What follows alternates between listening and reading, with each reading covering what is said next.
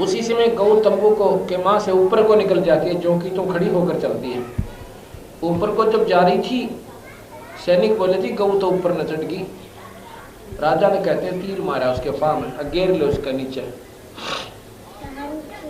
पैर में तीर मारा तो उसमें से खून निकला, और जहां जहां वो खून पड़ा वहां पर कहते हैं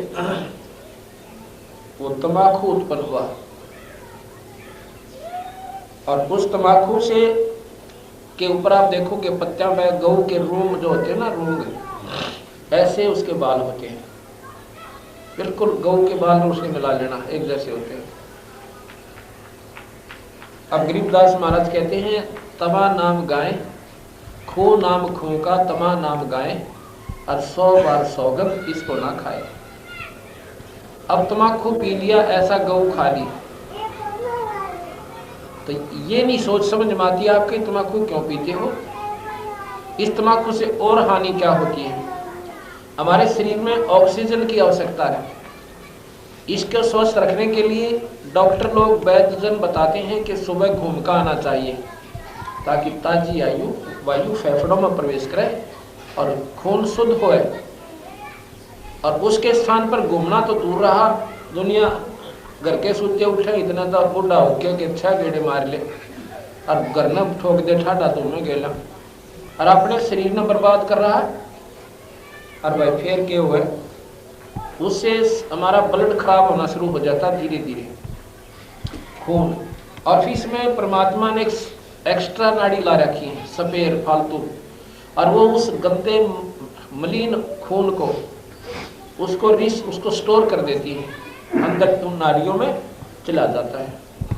अब वो आवश्यकता से अधिकतम खराब हो जाता है तो उसके जोड़ा में दर्द, कड़ में दर्द, आंखों से दिखना बंद और सिर में चक्कर, बाह आने लग जाएगा, उसको दमा होगा, फेफड़े कमजोर हो जाएंगे, उसकी नलियां रुक जाती।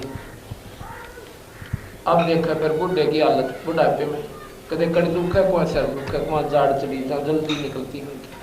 अब इतनी हानि तो शारीरिक दृष्टि से हानिकारक, और दूसरे सामाजिक दृष्टि से देखें तो गौ का खून, और तीसरा जो मुख्य या सत्यानाश करता है तम्बाकू, हमारे अंदर परमात्मा को पाने का एक द्वार है जिसको सुषुम्ना कहते हैं।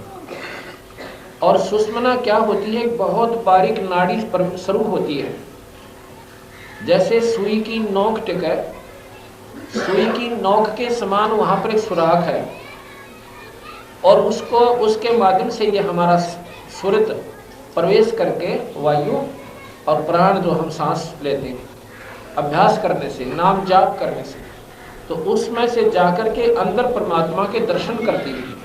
उस द्वार को जो परमात्मा के दर्शनार्थ भगवान ने ला रखा है, उस द्वार को सबसे पहले तम्बाकू का धुआं उसको बंद कर देता है। ये तो ईड़ा नाली है, इस सांस के से संबंधित आगे जाकर ईड़ा, ये पिंगला है, राइट जो है ये पिंगला है। ये दोनों अंदर जाकर के 2 नाड़ियां हैं, इनके बीच में जैसे ये आपस में जा रही हैं, इनका ऐसा समावेश है, और ये जो दोनों इकट्ठी होती है वहां जाके, वहां से तीसरी शुरू होती है। ये जो फेफड़ों में वायु जाती है वो तो नीचे एक नाली लगी वो निकल जाती है, इनके बाद यहाँ एक बीच में समझो ये दोनों वहाँ खत्म हो जाती है, और तीसरी का वहां पर जोड़ हो जाता है। उसमें से इधर से वायु जाती है, इधर से वायु जाती है, और उसमें एक ऐसा विशेष दबाव बनता है विधि से, तो वो खुलता है। उससे पहले काल बली ने इतना बढ़िया प्रबंध कर दिया कि तम्बाकू पी कर इसने बंद करवा दे।